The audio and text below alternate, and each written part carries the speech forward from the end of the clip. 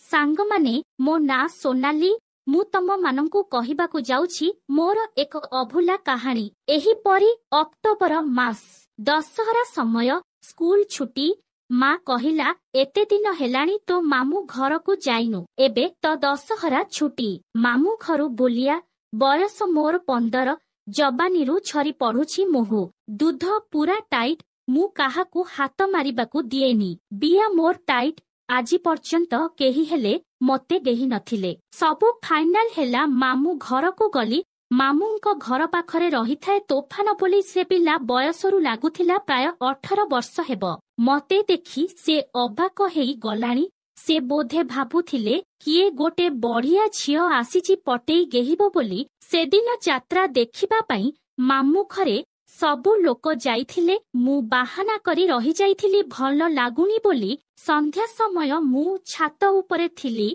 तोफान आसिला आउ पचारिला मो ना बयस मु कहिदेली हेले मु ताकू किछि पचारि पारिलिनी लाजरे। तोफान कहिला आजि राति 9टा परे आसिबो मो रूम को मिसिकी फिल्म देखिबा मु कहू कहू हम कहिदेली। राति 9टा हेला मु चालिली तोफान पाखकू डर लागुठाए गोटे पुओ गोटे झियो गोटे रूमरे जदि किए देखि दिए डरी करी भीतर को गली ये कौन तोफान रो ये की रूप देहरे गोटे भी कपड़ा नाही पूरा लंगड़ा निज जागा को धरी से किछि गोटे करुछि मोते देखि से चमकी पड़िला आउ पाखरे थिबा गामुछा को ता देहरे पकाई देला सेमिज को खोली दूध खाइबा आरंभ कला ओ आ मुमरी जाउथाए सते जेमिति लागुथिला आजी मते दुनियार सबु खुशी मिलिगला। तापरे से मो चडी खोली मोबिया को चाटी बाकू लागिला